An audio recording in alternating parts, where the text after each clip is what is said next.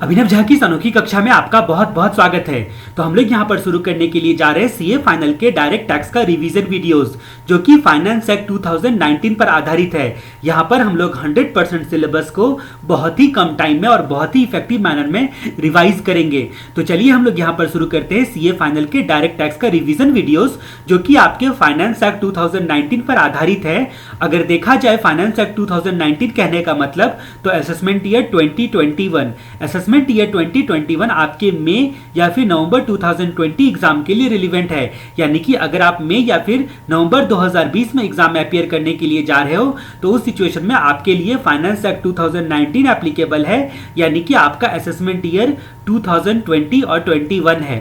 तो जहां तक हम लोग बात करते हैं कि ये वीडियोस जो हम लोग देखने के लिए जा रहे हैं ये हमारी डायरेक्ट टैक्स की रिवीजन बुक से देखने के लिए जा रहे हैं। अब जहां तक हम लोग बात करते हैं कि ये रिवीजन बुक आपको कहां पे मिलेगा, तो ये रिवीजन बुक आप डाउनलोड कर सकते हो cacsvideos.com के फ्री सेक्शन से। या तो cacsvideos.com के फ्री सेक्शन से डाउनलोड कर सकते हो या फिर प्ले स्टोर पे आप cacs वीडियोस नाम के ऐप से भी वहां पर सारी बुक्स को अवेलेबल है वहां पर फ्री में, जिसको आप पा सकते हो। जहां तक बात हम लोग करते हैं कि अगर फिर भी पॉसिबल नहीं हुआ तो आप इन नंबर पे व्हाट्सअप या कॉल करके इन बुक्स का कॉपी मांग सकते हो। तो चलिए हम लोग शुरू करते हैं सीए फाइनल के डायरेक्ट टैक्स का हमारा रिवीजन वीडियो। यहाँ पर जो रेड कलर से आप चैप्टर का इंडेक्स में देख रहे हो, चैप्टर का जो रेड कलर से बताया गया है वो आपका या तो फाइनेंस एक्ट 2018 का अमेंडमेंट है, नहीं तो फाइनेंस एक्ट 2019 का अमेंडमेंट है। यानी कि 2018 और 2019 में जो भी अमेंडमेंट्स आए हुए हैं फाइनेंस एक्ट में, वो सारे चैप्टर्स जो हैं वो रेड कलर से दिए गए हैं। जैसे कि चैप्टर 1, 2, 3 और 4 आप देख सकते हो। चैप्टर नंबर 5 में यानी कि यहाँ पर कोई खास अमेंडमेंट नहीं है या फिर अमेंडमेंट बिल्कुल नहीं है, इसकी वजह से मैंने यहाँ पर इसको ब्लैक कलर से दिया हुआ है। तो अगर एग्जाम पॉइंट ऑफ व्यू से देखा जाए तो ये जो रेड कलर में जितने भी चैप्टर्स हैं वो आपके लिए इंपॉर्टेंट हैं। जितने भी रेड कलर से चैप्टर्स आपको नजर आ रहे हैं वो आपके लिए ज्यादा इंपॉर्टेंट है। ठीक है, तो पहले हम लोग यहाँ पर बात करते हैं चैप्टर नंबर 1 की। चैप्टर नंबर 1 में जैसा कि आपको पता है सबसे पहले हम लोग टैक्स रेट्स के बारे में चर्चा करते हैं। तो हम लोग सबसे पहले यहाँ पर चैप्टर नंबर 1 देखेंगे। जो चैप्टर नंबर 1 आपको क्या बताता है, टैक्स रेट बताता है और कुछ अदर बेसिक कंसेप्ट हम लोग जानेंगे यहाँ पर। तो चैप्टर नंबर 1 जो टैक्स रेट है, इनकम टैक्स का स्लैब रेट है असेसमेंट ईयर 2021 के लिए, वो आपका इंडिविजुअल के लिए, वो इंडिविजुअल अगर रेसिडेंट है, अगर इंडिविजुअल रेसिडेंट है तो उसकी आयु कितनी होनी चाहिए, उसकी आयु लेस देन 60 ईयर्स होनी चाहिए। क्योंकि 60 ईयर्स या अबव के लिए हम अलग रेट का स्लैब देखेंगे। ठीक है, तो 60 ईयर या उससे कम है इंडिविजुअल जो कि रेसिडेंट है तो उस पर ये वाला जो रेंज है वो एप्लीकेबल होगा। ठीक है, टैक्स का जो रेंज दिया गया है वो एप्लीकेबल होगा, जो स्लैब दिया गया है। जहां तक बात हम लोग करते हैं नॉन रेसिडेंट की, तो नॉन रेसिडेंट अगर इंडिविजुअल है तो वो किसी भी उम्र का है या फिर 60 है या उससे ज्यादा है, ठीक है, उससे कोई फर्क नहीं पड़ता है, उसको यही वाला स्लैब एप्लीकेबल होगा। ठीक है, उसके अलावा ये स्लैब किसको किसको एप्लीकेबल होगा, हफ को, एओपी, बीओआई वगैरह सबको, या फिर अदर आर्टिफिशियल जुडिशियल पर्सन को ये वाले स्लैब से टैक्स चार्ज किया जाएगा। ये वाले टैक्स स्लैब में जहां तक हम लोग बात करेंगे तो फाइनेंस एक्ट 2019 में कोई भी अंतर नहीं आया है। यानी कि 2.5 लाख तक यहां पर नील टैक्स चार्ज किया जाएगा। 2.5 लाख से लेकर 5 लाख के बीच में अगर आपका इनकम है तो 5% के रेट से टैक्स एप्लीकेबल होगा। जहां तक हम लोग बात करते हैं कि अगर 5 लाख तक का इनकम है, अगर 5 लाख तक का इनकम है तो जैसा कि सरकार ने वादा किया था कि आपको टैक्स नहीं लेंगे, इसीलिए सेक्शन 87A आया। सेक्शन 87A रिलीफ आपको क्या बताता है, ये यहां पर अमेंडमेंट आया हुआ है 87A की सीमा को बढ़ाकर 5 लाख कर दिया गया है। यानी कि अगर आप एक इंडिविजुअल एसएससी हो प्लस रेसिडेंट हो, इंडिविजुअल हो उसके साथ साथ जो है वो आप रेसिडेंट हो। अब ये रेसिडेंट कोई भी चलेगा, ऑर्डिनरी हो या नॉट ऑर्डिनरी हो, उससे कोई फर्क नहीं पड़ता है। लेकिन आपका जो मैक्सिमम टोटल इनकम है वो टोटल इनकम कितना होना चाहिए, वो 5 लाख तक होना चाहिए, 5 लाख से एक्सीड नहीं करना चाहिए। तो 5 लाख तक आपका टोटल इनकम है तो ऐसी परिस्थिति में आप 87A का रिलीफ ले सकते हो। आप ये सेक्शन नंबर 87A का रिलीफ ले सकते हो। इस सिचुएशन में आपका 100% ऑफ टैक्स, जो भी आपका टैक्स बनता है वो, और 12,500 विच एवर इज लोअर। तो आपको जैसा कि पता है कि ये जो जो आपका नेक्स्ट स्लैब में पड़ता है उसका टैक्स कितना बनता है, 12,500 बनता है। तो जो भी दोनों में लोअर हो वो आपका क्या होगा, रिबेट मिल जाएगा। 87A में आपको रिबेट मिल जाएगा। ये प्रोविजन जो है ये सीमा 5 लाख कर दी गई है फाइनेंस एक्ट 2019 में। तो ध्यान रहे ये जो आपका 87A सेक्शन की बात हम लोग करे हैं वो 87A किसके लिए एप्लीकेबल होता है, वो केवल इंडिविजुअल के लिए है जो कि रेसिडेंट हो, इंडिविजुअल हो प्लस रेसिडेंट हो, प्लस उसका इनकम जो है वो मैक्स कितना हो सकता है, max up to first slab यानी कि 5 लाख तक की सीमा वाला उसका इनकम हो। उस परिस्थिति में जरा 87A के रिस्पेक्ट में हम लोग एग्जाम्पल देखते हैं। ये 87A कहता है कि हम सेक्शन 112A का जो इनकम होता है उसके रिस्पेक्ट में ये रिलीफ नहीं देंगे, यानी कि 87A का रिलीफ सेक्शन 112A वालों के इनकम के लिए नहीं मिलेगा। सेक्शन 112A का इनकम जो है वो आपका फाइनेंस एक्ट 2018 में आया था। यहां पर बताया गया है फाइनेंस एक्ट 2018 में सेक्शन 112A बताया। 112A ने क्या बोला कि अगर कोई स्पेसिफाइड सिक्योरिटीज वगैरह सब होल्ड करता है, ठीक है, ये सेक्शन हम लोग कैपिटल गेन चैप्टर में काफी डिटेल में देखने के लिए जा रहे हैं। तो उस सिचुएशन में जो आपने शेयर सिक्योरिटीज वगैरह सब होल्ड किया है स्पेसिफाइड, तो उस परिस्थिति में यहां पर क्या बोला गया है, 10% से टैक्स चार्ज होगा। 10% से टैक्स चार्ज होगा कहने का मतलब यह है कि यहां पर जो भी गेन होगा उस पर 10% से टैक्स लगेगा, लेकिन 1 लाख तक की यहां पर छूट दी गई है, यानी कि 1 लाख के अबव, ठीक है, अगर 1 लाख से ज्यादा है वो इनकम 112A वाला स्पेसिफाइड इनकम, तो ही 10% से टैक्स लगेगा। फिलहाल आपको सेक्शन 112A याद रखना पड़ेगा, ये कैपिटल गेन में है जिसको आपको डिटेल में पढ़ना है, ठीक है, जो कि फाइनेंस एक्ट 2018 का अमेंडमेंट था। अब जहां तक बात करते हैं कि किसी बंदे का इनकम अगर मान लीजिए 6 लाख है, एक है मिस्टर राम। मिस्टर राम कौन है, रेसिडेंट है प्लस इंडिविजुअल है, ठीक है, रेसिडेंट है प्लस इंडिविजुअल है। इसका इनकम कितना है, ₹6 लाख है, ठीक है। तो आप यहां पर देख सकते हो कि 5 लाख की सीमा एक्सीड कर गई है, ठीक है। इसमें बोला गया है कि ये जो 2 लाख है इसमें सेक्शन 112A वाला इनकम है। 2 लाख कौन सा इनकम है, सेक्शन 112A वाला इनकम है, यानी कि नॉर्मल इनकम इनका कितना है, केवल 4 लाख है, केवल 4 लाख है। तो जैसा कि आपको पता है कि आपका 112A के लिए ये 87A नहीं देखा जाता है, 87A नहीं देखा जाता है, यानी कि 112A के तहत मैंने क्या बोला कि 1 लाख पर तो टैक्स ही नहीं लगता है। तो यानी कि ये जो ₹2 लाख है, ये जो 2 लाख इनका इनकम इस दूसरे कैटेगरी में आ गया है, उसमें 1 लाख तक तो कोई टैक्स नहीं लगेगा, और अबव पर कितना लगेगा, अबव पर बोला गया है कि 10% से के रेट से टैक्स लगेगा, ठीक है, यानी कि केवल 1 लाख पे टैक्स लगेगा। 2 lakh minus 1 lakh equal to 1 lakh, 1 lakh पे 10% से यानी कि 10,000 का यहां पर टैक्स लगेगा, ठीक है। अब जहां तक हम लोग बात करते हैं कि ये साइड में आप इनकम देख सकते हो 4 लाख का इनकम है, 4 लाख का इनकम है, इसका मतलब क्या हो गया, यहां पर 87A रिलीफ मिलेगा, क्योंकि ये क्राइटेरिया क्या बोलता है, रेसिडेंट है, इंडिविजुअल है, उसका इनकम जो है वो 5 लाख से कम है, तो उस परिस्थिति में 87A का रिलीफ मिलता है। 87A का रिलीफ करने के लिए आपको क्या करना पड़ेगा, इन बंदे का टैक्स कैलकुलेट करना पड़ेगा। इस बंदे का अगर आप टैक्स कैलकुलेट करते हो तो पहले 2.5 लाख तक यहां पर इनको टैक्स नहीं लगेगा, पहले 2.5 लाख पर इनको टैक्स नहीं लगेगा। उसके बाद जो है अगले 1.5 लाख की जहां तक हम लोग बात करते हैं तो यहां पर 5% के रेट से टैक्स लगता है, ठीक है, 5% के रेट से टैक्स लगता है। तो अब जहां तक आप बात करते हो कि यहां पर कैसे टैक्स लगेगा, तो आप 1.5 लाख पे 5% कैलकुलेट करोगे। 1.5 लाख पे कितना परसेंट कैलकुलेट करोगे, 5% कैलकुलेट करोगे।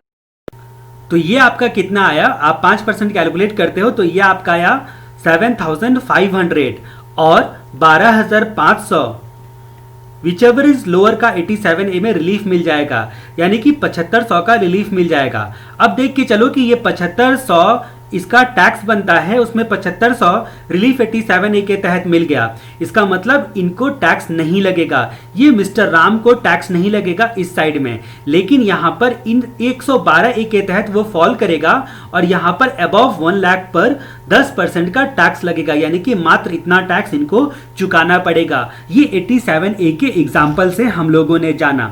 अब जहां तक बात करते हैं कि कोई इंडिविजुअल है, मान लो मिस्टर मोहन है, मिस्टर मोहन है, वो इंडिविजुअल है प्लस रेसिडेंट है, उसका टोटल इनकम कितना है, 3,40,000 है, 3,40,000 है। अब यहां पर जो हम लोग बार बार एक शब्द का इस्तेमाल कर रहे हैं, ये नेट इनकम या टोटल इनकम शब्द का इस्तेमाल कर रहे हैं। तो आपको पता है कि ग्रॉस टोटल इनकम आप निकालते हो पांचों हेड का टोटल करके, उसमें से जितने भी डिडक्शन वगैरह माइनस करने होते हैं तो टोटल इनकम निकालते हो।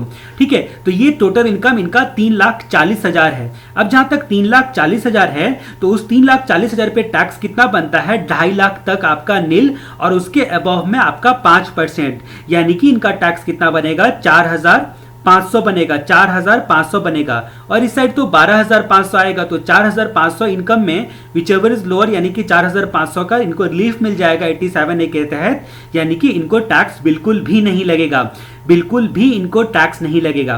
ठीक है, तो ये बात आपने जानी। बड़ी गौर करने वाली बात है कि ये आपका 5 लाख तक की सीमा वाले रेसिडेंट प्लस इंडिविजुअल को ही आपका 87A का रिलीफ मिलता है, 87A का रिलीफ मिलता है।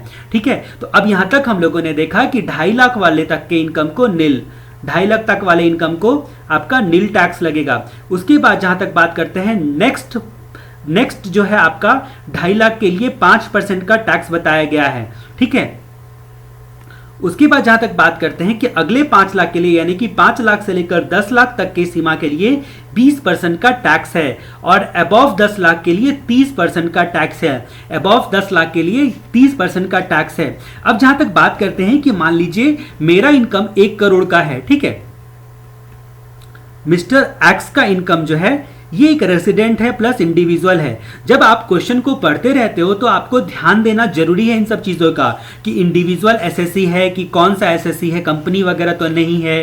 ठीक है, रेसिडेंट है या नहीं है, एक एक शब्द के क्वेश्चन को गौर से आपको स्कैनिंग करना है क्वेश्चन को पढ़ते वक्त में, तब जाके आप जो है वो सही आंसर कर पाओगे, क्योंकि एग्जैक्ट चीजों को आप समझ पाओगे। तो जहां तक हम लोग बात करते हैं कि अगर किसी का इनकम 1 करोड़ का है, ठीक है, 1 करोड़ इनकम है, 1 CR इनकम है, उस परिस्थिति में जहां तक हम लोग बात करते हैं कि पहले 2.5 लाख तक तो नील, पहले 2.5 लाख पर नील लगेगा। उसके बाद अगले 2.5 लाख पर इसकी जहां तक हम लोग बात करते हैं तो 5% लगेगा। नेक्स्ट 2.5 लाख पे इनको बोला 5% लगेगा।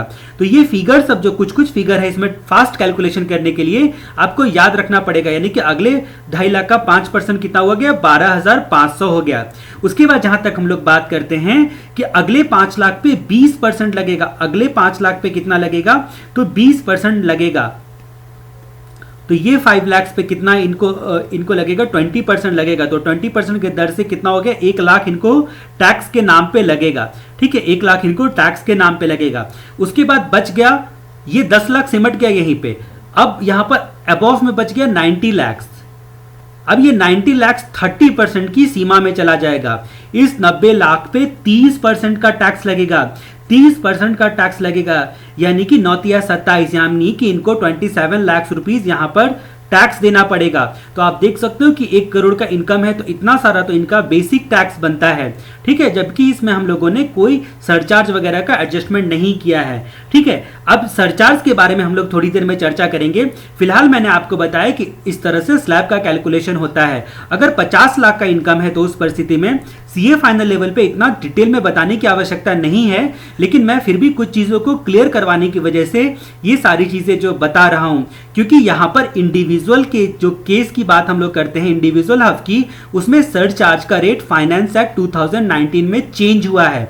और वो फाइनेंस एक्ट 2019 में जो सरचार्ज का रेट चेंज हुआ है उसकी कॉम्प्लेक्सिटी को रिड्यूस करने के लिए मैं थोड़ा बहुत एग्जाम्पल ले रहा हूं। जैसे अगर 50 लाख तक का इनकम है तो पहला 2.5 लाख पे आप बोल सकते हो कि नील, अगले 2.5 लाख पे 12,500, ये फिगर है वही आपको याद रखने चाहिए। अगले 5 लाख पे 1 लाख, यानी कि 20% की सीमा में आ गया। अब यहां पर बात करते हैं कि 10 लाख तो इतना दूर में सिमट गया। अब अगले नेक्स्ट 40 लाख की बात करते हैं तो ये 40 लाख जो बैलेंस बच गया उसका 30% टैक्स लगेगा, उसका 30% टैक्स लगेगा, यानी कि आपको यहां पर 12 लाख जो है वो टैक्स करीब करीब लगेगा, यानी कि 12 लाख और प्लस 1 लाख, यानी कि 13 लाख, और 13 लाख के बाद जो है 12,500, तो यानी कि 13,12,500 इनका बेसिक टैक्स हो गया। ठीक है, तो ये बात हम लोगों ने जानी। अब जरा बात करते हैं जो फाइनेंस एक्ट 2019 में सरचार्ज के बारे में बताया गया है। फाइनेंस एक्ट 2019 ने बताया कि जो भी बंदा इंडिविजुअल है या फिर हफ है, उस परिस्थिति में जो आपका सरचार्ज का रेट है वो बदल गया है। वो सरचार्ज का रेट जो है वो बदल गया। आखिर ये सरचार्ज का रेट कितना हुआ है, तो इसको एक स्लैब से समझते हैं, आपको एक बार में याद रखना है, ठीक है। वैसे मैं बार बार बोल के आपको याद करवाने की कोशिश करता हूं। यहां पर पहली बात तो है कि या तो उस जो इंडिविजुअल हफ होगा उसका इनकम होगा 50 लाख का। दूसरा कैटेगरी हम लोग यहां पर रखते हैं 1 करोड़ का। दूसरा कैटेगरी 1 CR का। तीसरा कैटेगरी हम लोग रखते हैं 2 CR का। और लास्ट कैटेगरी 5 करोड़ से अगर ऊपर इनकम है तो, 5 करोड़ से ज्यादा इनकम है तो, अगर 50 लाख तक है तो यहां पर हम लोग सरचार्ज की बात कर रहे हैं। सरचार्ज की बात करें, वो भी सरचार्ज कंपनीज वगैरह की बात नहीं कर रहे हैं। यहां पर हम लोग जो सरचार्ज बात कर रहे हैं इंडिविजुअल हफ की बात कर रहे हैं, इसीलिए एक साथ सारी चीजों को मैं बता रहा हूं। तो 50 लाख से ऊपर यानी कि 10% का सरचार्ज लगेगा।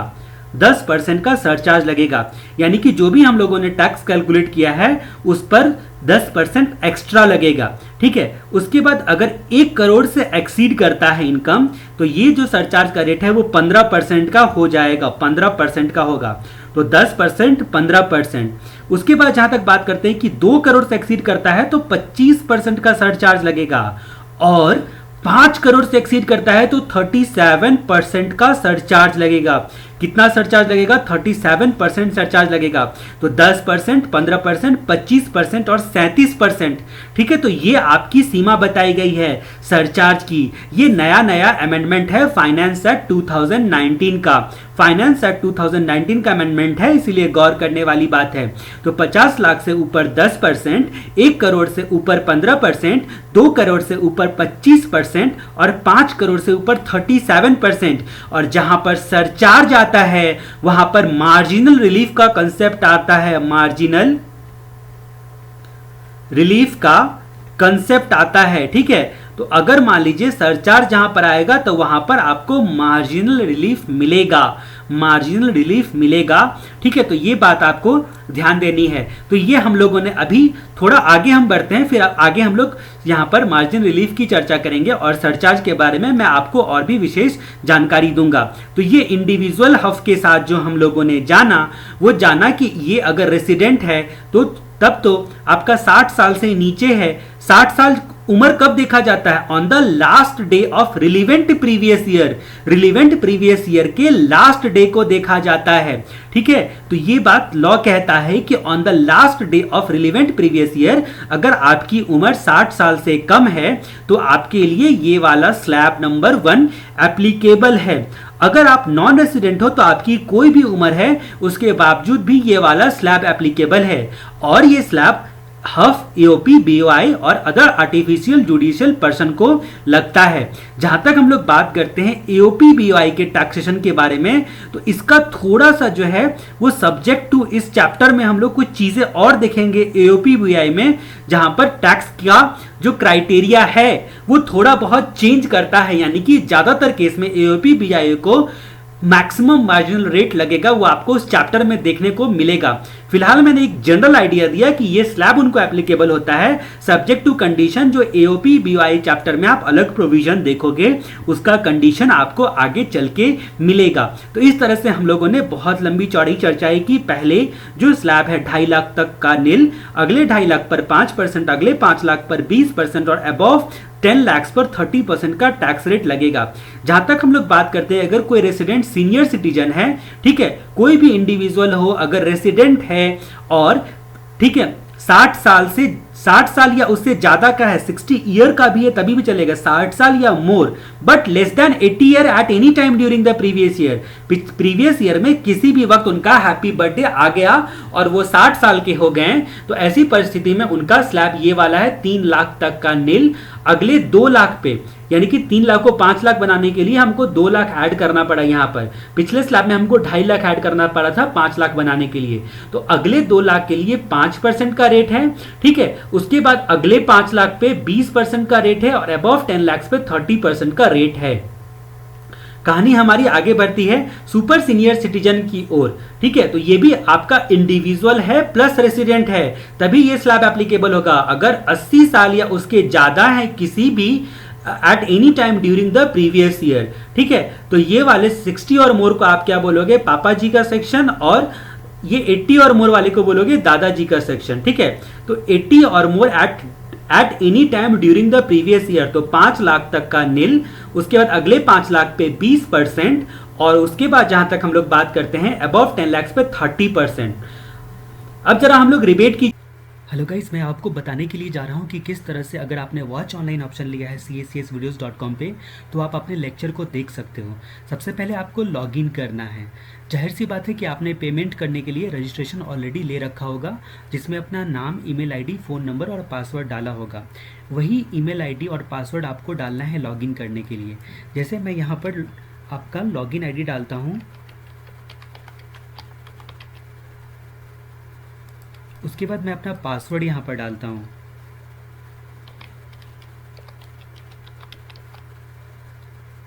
अब यहाँ पर मैं लॉगिन कर लूँगा। ये सक्सेसफुली लॉगिन हो गया। अब यहाँ पर मैं यहाँ पर जाऊँगा वेलकम, यहाँ पर आपका नाम लिखा रहेगा, जो भी आपका नाम है, इस वेलकम पे आप क्लिक करोगे। जब आप वेलकम पे क्लिक करते हो तो ये आपकी प्रोफाइल आ गई। अब इस प्रोफाइल में आप जाओगे वीडियो लिस्ट पे। वीडियो लिस्ट पे जैसे ही जाते हो आपको यहाँ पर ऑप्शन मिला है रेड कलर से वॉच ऑनलाइन का। वॉच ऑनलाइन को आप यहाँ पर क्लिक करोगे। अब यहाँ पर आप नीचे आओगे। जो भी लेक्चर्स हैं चैप्टर वाइज आपको यहाँ पर दिखने लगेंगे। जैसे जैसे आप इसको प्ले करोगे अकॉर्डिंगली आप इसको यहाँ पर प्ले कर सकते हो, और प्ले करने के बाद ये बड़ा करने का ऑप्शन आएगा। स्क्रीन को बड़ा कर सकते हो आप, और इस तरह से सारे वीडियोस जो हैं आपको एक्सेस हो जाएंगे और आप अपने लेक्चर्स को 1 बाय 1 देख सकते हो।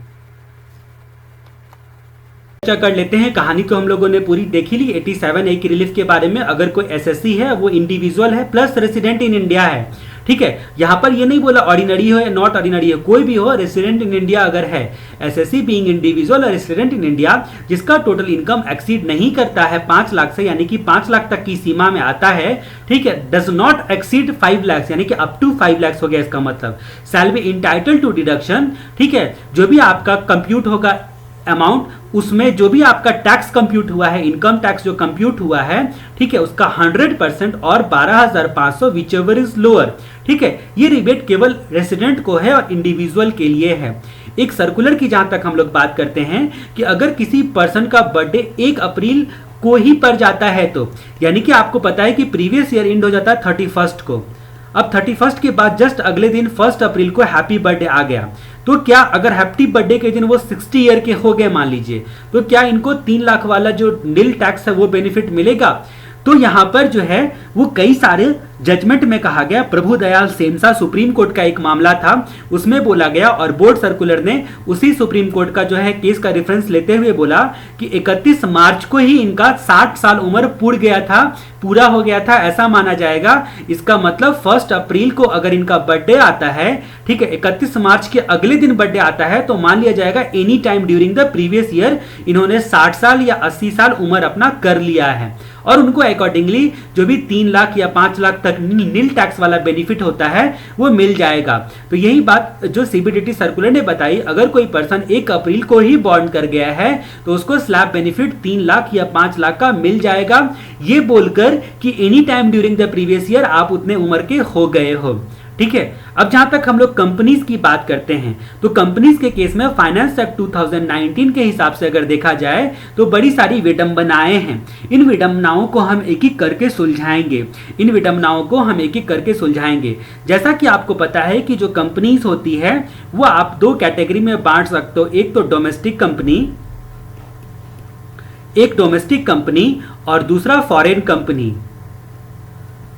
फॉरेन कंपनी के टैक्स रेट की बात करते हैं तो आपको रटाया है कि 40% का रेट है फॉरेन कंपनी का, उसमें कोई भी चेंजेस नहीं है। डोमेस्टिक कंपनी को हम लोग कई कैटेगरी में बांटते हैं।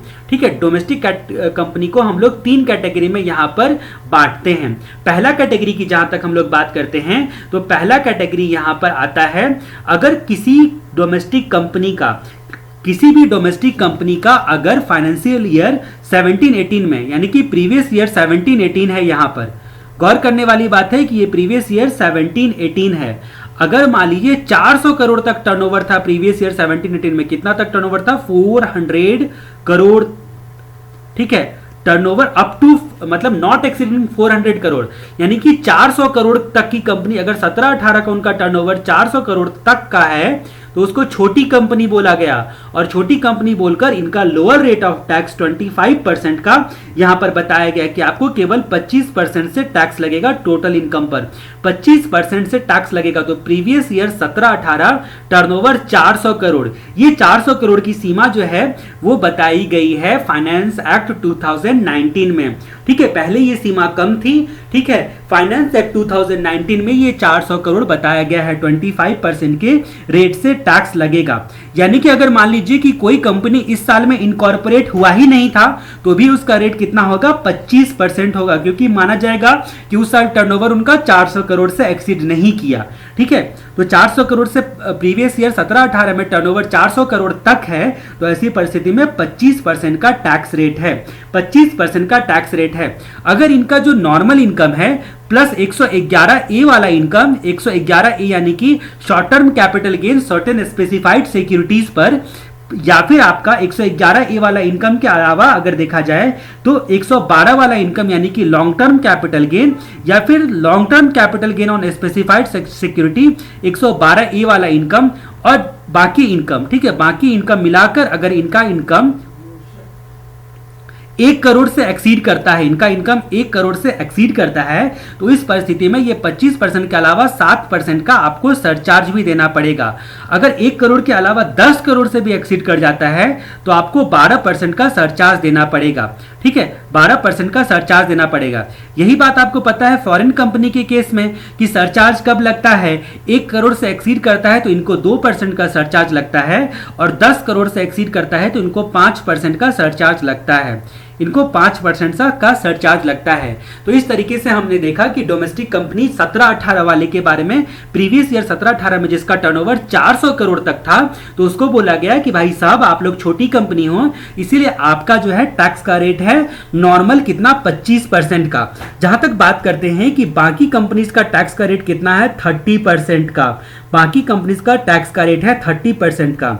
उसके अलावा कुछ स्पेसिफाइड डोमेस्टिक कंपनी हैं जो कि मैन्युफैक्चरिंग वगैरह करती है, उसका टैक्स रेट बताया गया है, उसका टैक्स रेट बताया गया है। उसमें 2 नए सेक्शन हैं जो फाइनेंस एक्ट 2019 में ऐड हुए हैं। पहले एक सेक्शन है 115BA, ये पहले से है इनकम टैक्स एक्ट में, जो कि आपको पता है कि कोई भी डोमेस्टिक कंपनी अगर मैन्युफैक्चरिंग करती है आर्टिकल या थिंग का, तो उस परिस्थिति में यहां पर क्या बोला गया? उस परिस्थिति में बोला गया कि आपको 25% के रेट से टैक्स लगाया जाएगा, प्लस सरचार्ज आपको ऐसे ही लगेगा, ठीक है। ये 1 करोड़ से ऊपर 7% और 10 करोड़ से ऊपर 12% का जो आपको सरचार्ज लगेगा, ठीक है। ये मैन्युफैक्चरिंग कंपनी। अब इस सेक्शन में फाइनेंस एक्ट 2019 में, इस सेक्शन में क्या बोला गया? फाइनेंस एक्ट 2019 में वर्ड बोला गया कि कोई भी मैन्युफैक्चरिंग कंपनी एक्सेप्ट 115BAA, ठीक है, या फिर 115BAB, ठीक है। तो बा या बाब, बाब ऐसे करके हम बोलेंगे इसको, BAA बा और BAB बाब, ठीक है। तो बा और बाब 115, अगर ये एक्सेप्ट वर्ड जो है इस सेक्शन में जोड़ा गया, बाकी सारी कहानी जो है वो सेम है। अब यहां तक बात करते हैं कि जाहिर सी बात है कि ये जो 2 नए सेक्शन आपको दिख रहे हैं वो है 115BAA और 115BAB। अब यहां पर BAA ये भी कुछ डोमेस्टिक मैन्युफैक्चरिंग कंपनी को ही एप्लीकेबल है, लेकिन यहां पर 22% का टैक्स रेट है, 22% का टैक्स रेट है। सबके बारे में हम लोग थोड़ी देर में जानेंगे। फिलहाल 25% वाला, 22% वाला, और तीसरा जो BAB है उसमें 15% का रेट है, 15% का रेट है। जहां तक सरचार्ज की बात करते हैं तो इन दोनों का जो सरचार्ज है वो फिक्स कर दिया गया है। BAA और BAB का जो सरचार्ज है वो फिक्स करके बोला गया है 10% का भाई साहब आप लोगों को सरचार्ज लगेगा, इरेस्पेक्टिव आपका जो भी इनकम हो। लेकिन ये 115 बीए वाले का क्या है, 1 करोड़ से ऊपर 7% और 10 करोड़ से ऊपर 12% का सरचार्ज इनको लगेगा। ठीक है, तो यहां पर गौर करने वाली बात है कि BAA वाले को 22% और BAB में 15% और सरचार्ज 10% एक्स्ट्रा लगेगा। ऊपर से आपका 4% का higher secondary and education tax तो आपको लगता ही है, वो ऐवे ही लगेगा। ठीक है, तो ये सारी कहानी जो है आप लोगों ने जानी। तो BAA और BAB ये आपका 25%, 22% और 15%। ठीक है, ये बात, इसके अलावा 4% एक्स्ट्रा तो आपको पता ही HEC लगता ही है। ठीक है, तो वो आपको लगेगा ही लगेगा। तो ये सारी कहानी जो है हम लोग बहुत गौर से देखेंगे कि ये BA क्या कहता है, BAB क्या कहता है और BAA क्या कहता है। 25%, 22% और 15%, 30% और 25%। तो 25% का दो रेट हो गया, एक आपका प्रीवियस ईयर 17-18 में जिसका टर्नओवर 400 करोड़ तक है, वो वाली छोटी कंपनी, और 25% जो है ये 115 BA में जो डोमेस्टिक मैन्युफैक्चरिंग कंपनी है उसके टैक्स की बात आई। इससे पहले हम लोग एक कंसेप्ट जान लेते हैं। अब यहां पर क्या लिखा है नोट्स में, मैं उसको पढ़ के बताता हूं। वही बात लिखी गई है कि डोमेस्टिक कंपनी का यूं तो टैक्स रेट है 30% का, लेकिन अगर डोमेस्टिक कंपनी का टर्नओवर प्रीवियस ईयर 17-18 में 400 करोड़ से एक्सीड नहीं करता है तो उसका टैक्स रेट होगा 25% का। उसके अलावा कुछ स्पेसिफाइड डोमेस्टिक कंपनी है, जैसे कि 115 BAA में बताया गया है, यानी कि अगर आपने कुछ स्पेसिफाइड डिडक्शन वगैरह सब नहीं लिए, एडिशनल डेप्रिसिएशन वगैरह सब नहीं लिया, मैट का बेनिफिट नहीं लिया, तो आपको टैक्स रेट 22% प्लस सरचार्ज 10%। यहां पर सरचार्ज फ्लैट है 10% का। ठीक है, उसके बाद कहानी आगे बढ़ती है BAB की। BAB भी मैंने आपको बता दिया है। BAB क्या है, ये डोमेस्टिक कंपनी है, ये भी मैन्युफैक्चरिंग कंपनी है, लेकिन ये न्यू मैन्युफैक्चरिंग कंपनी है। यहां पर न्यू वर्ड गौर करने वाली बात है, जो बाब है वो न्यू है।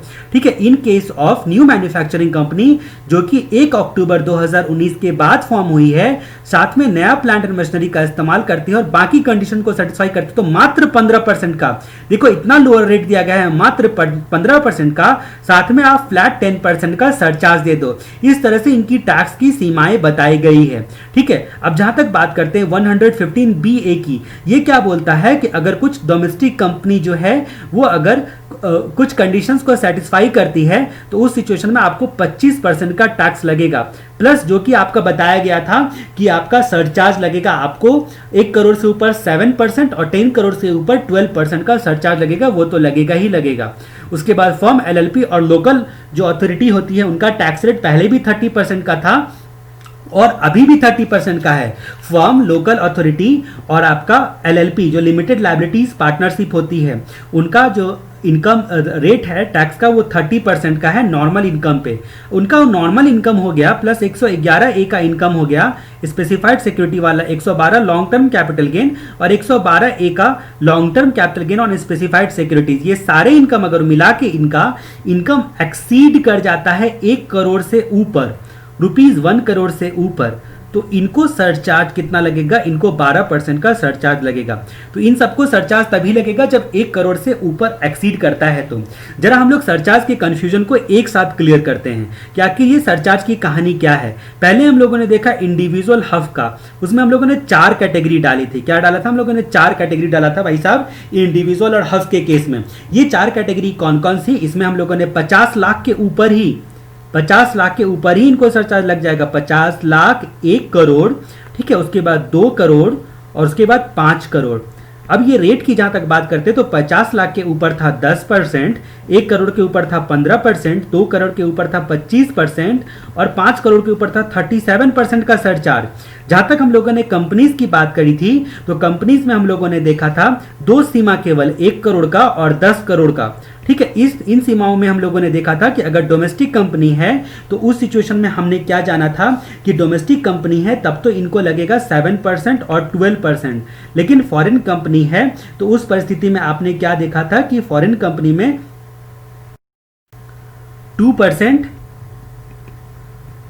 और 5% का सरचार्ज लगता है। 2% और 5% का सरचार्ज लगता है। ठीक है, तो ये बातों को आपको गौर करना है। ठीक है, इस तरह से सरचार्ज लगता है। बाकी फर्म कंपनी एलएलपी के केस में हमने देखा था 1 करोड़ से ऊपर 12% का सरचार्ज लगेगा। 1 करोड़ से ऊपर 12% का सरचार्ज लगेगा। जहां तक हम लोग कोऑपरेटिव सोसाइटी के टैक्स स्ट्रक्चर की बात करते हैं तो 10,000 तक 10% का टैक्स लगता है। किसको? कोऑपरेटिव सोसाइटी को 10,000 तक 10% का आपका टैक्स लगता है। और जहां तक बात करते हैं कि अगले 10,000 पे 20% और अबव 20,000 पे 30% का टैक्स रेट लगता है। ये पहले भी था और कोऑपरेटिव सोसाइटी का बहुत सालों से बदला ही नहीं है। फॉरेन कंपनी का टैक्स रेट की बात करते हैं 40%। अब आप यहां पर गौर कर लो कि जो मैंने आपको बताया था individual, HUF, AOP, BOI, artificial judicial person, इन सब के केस में जो 4 कैटेगरी मैंने बताए थे, यही बात लिखी हुई है। 50 लाख, 1 करोड़, 2 करोड़ और 5 करोड़ से अबव 10%, 15%, 25% और 37%। इस तरह से जो है वो टैक्स लगेगा। अब कहानी आगे बढ़ती है। फर्म, एलएलपी, लोकल अथॉरिटी और कोऑपरेटिव सोसाइटी, इन चारों के केस में मामले में बताया गया कि इन लोगों को तभी सरचार्ज लगेगा जब 1 करोड़ से ऊपर इनका नेट इनकम होता है। अब जब 1 करोड़ से इनका नेट इनकम होता है तो उस सिचुएशन में कितना सरचार्ज लगेगा? तो आपका 12% का सरचार्ज लगेगा। कितना परसेंट का? तो 12% का सरचार्ज लगेगा। जहां तक डोमेस्टिक कंपनी की बात करते हैं तो डोमेस्टिक कंपनी में यहां पर 7% और 12%। 1 करोड़ तक कोई सरचार्ज नहीं, 1 करोड़ से ऊपर 7% और 10 करोड़ से ऊपर 12%। फॉरेन कंपनी की जहां तक हम लोग बात करते हैं तो फॉरेन कंपनी में 1 करोड़ से ऊपर आपका यहां पर कितना बताया गया था? 2% और आपका 10 करोड़ से ऊपर 5% का। ठीक है, अब कहानी यहां पर नोट 1 आप देख सकते हो कि इन case of individual, HUF, AOP, BOI, artificial judicial person, long term capital gain 112A के तहत कवर है। Short term capital gain 111A। ठीक है, अगर 50 लाख से ज्यादा है तो यहां पर वही कहानी बताई गई है कि 50 लाख से ज्यादा है तो उस सिचुएशन में इनको बताया गया है कि भाई साहब आपको 10% का सरचार्ज लगेगा। और अगर मान लीजिए कि आपका इनकम अगर यहां पर 1 करोड़ से ऊपर है तो 15% का सरचार्ज लगेगा। 2 करोड़ से ऊपर इनकम गया इंडिविजुअल हफ का, इन लोगों का, तो उस परिस्थिति में आपको पता है कि कितना सरचार्ज लगता है। उस परिस्थिति में आपने देखा 2 करोड़ और 5 करोड़ की सीमा देखी तो यहां पर 25% और यहां पर 37% का सरचार्ज लग जाता है। जहां तक हम लोग बात करते हैं, गौरतलब यह है कि 115 बीबीई वाला अगर इनका अनएक्सप्लेन्ड इनकम वगैरह है, जो कि अदर सोर्स चैप्टर में आपको देखने को मिलेगा कि अगर 115 बीबीई के तहत मान लीजिए कोई इनका अनएक्सप्लेन्ड इन्वेस्टमेंट, अनएक्सप्लेन्ड एक्सपेंडिचर, ठीक है, वो सारे इनकम है जो कि 115 बीबीई के तहत टैक्सेबल होते हैं, तो सरचार्ज का रेट है 25% का।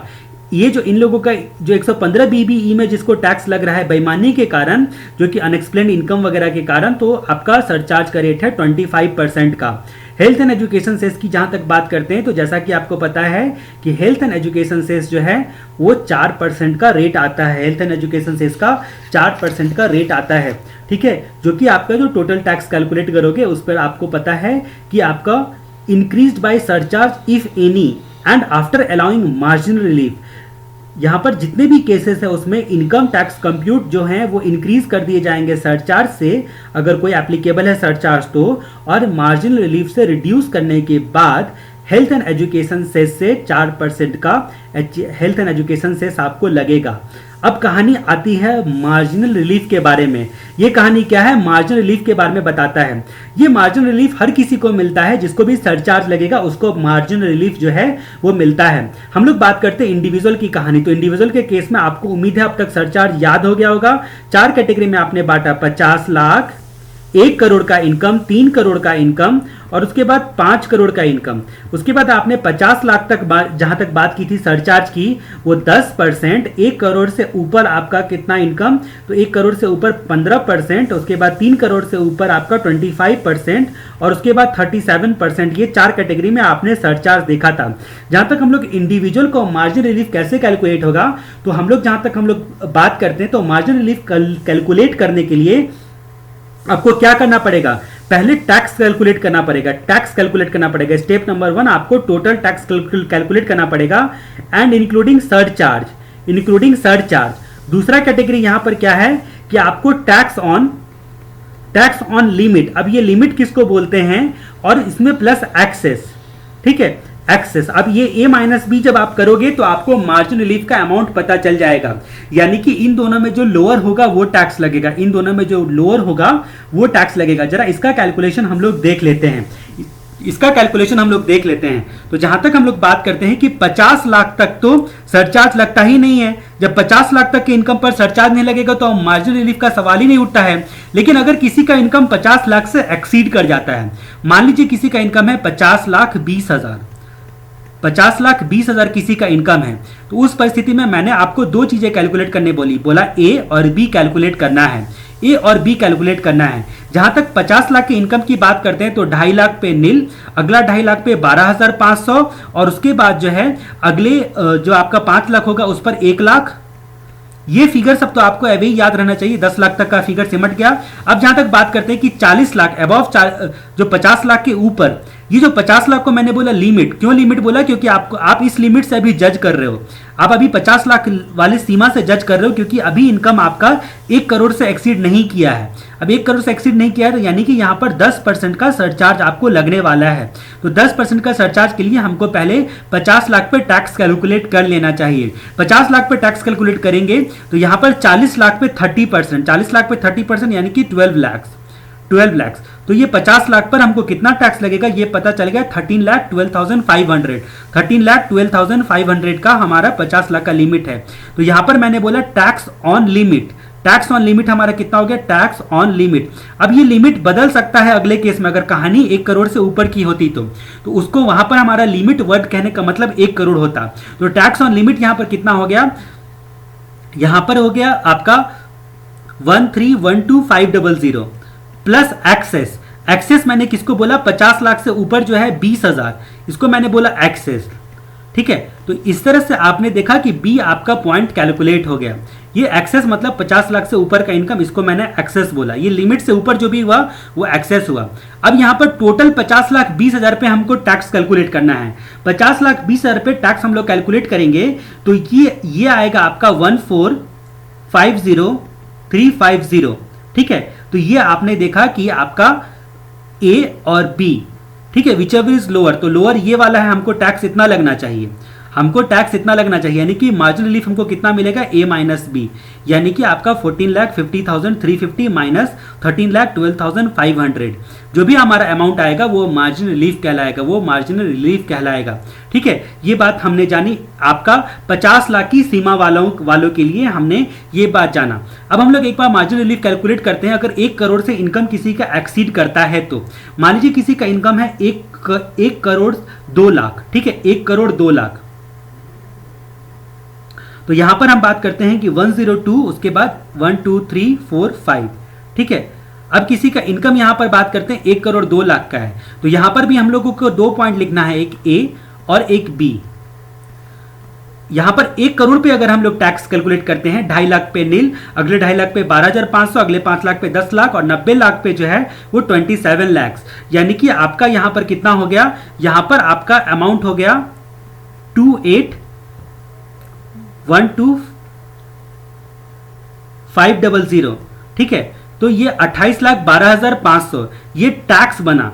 अब ये टैक्स ओनली हम लोग यहां पर नहीं ले सकते हैं, क्योंकि ये 50 लाख की सीमा से एक्सीड कर रहा है। टैक्स ऑन 1 करोड़ का मतलब क्या हो गया, 1 करोड़ अप टू 1 करोड़, ठीक है, अप टू 1 करोड़, 50 लाख से ऊपर और अप टू 1 करोड़ 10% का आपको क्या लगता है, सरचार्ज भी लगता है। 1 करोड़ से ऊपर बोला गया आपको 15% का सरचार्ज लगेगा। तो यहां पर हम लोग जब 1 करोड़ पे टैक्स कैलकुलेट कर रहे हैं तो यहां पर अक्सर लोग भूल जाते हैं ये 10% को ऐड करना, ठीक है। ये 10% को हमको ऐड करना ही पड़ेगा। ये 10% को ऐड करने के बाद हमारा टोटल फिगर कितना होता है, ये 10% को ऐड करने के बाद हमारा फिगर होता है 30,93,750, 30,93,750, ठीक है। इसमें हमको क्या ऐड करना है, एक्सेस कितना है हमारा 2 लाख, ठीक है। जो लिमिट है उस पर हमारा एक्सेस कितना है 2 लाख का, तो इस 2 लाख को हम ऐड कर लेंगे। जब इस 2 लाख को हमने ऐड कर लिया, अब यहां पर tax on 1 crore 2 lakh, total tax on 1 crore 2 lakh. अब 1 करोड़ से जब एक्सीड करता है तो 15% का सरचार्ज है। तो यहां पर सरचार्ज को कंसीडर करते हुए, सरचार्ज को 12 आपका जो भी सरचार्ज 15% का रेट है उसको कंसीडर करते हुए हमको टैक्स निकालना है, जो कि कैलकुलेट होगा आपका 33 लाख, ठीक है, ये कैलकुलेट होगा, यानी कि ए माइनस बी आपका मार्जिनल रिलीफ होगा, which ever is lower, which ever is lower. अगर किसी केस में हमारा इनकम एक्सीड करके ये वाला ए वाला लोअर आ जाता है, इसका मतलब हमको कोई भी रिलीफ नहीं मिलेगा, कोई भी रिलीफ नहीं मिलेगा। इस तरह से मार्जिनल रिलीफ के कंसेप्ट को हमने देखा दो इनकम पे। अगर एक और देख लिया जाए तो आपने देखा कि इंडिविजुअल का केस सबसे डिफिकल्ट है मार्जिनल रिलीफ कैलकुलेट करने का, क्योंकि इसमें 4 कैटेगरी दे दिया गया है, 50 लाख, 1 करोड़, 2 करोड़ और उसके बाद जो है आपका 3 करोड़, अगला सीमा है 5 करोड़ का।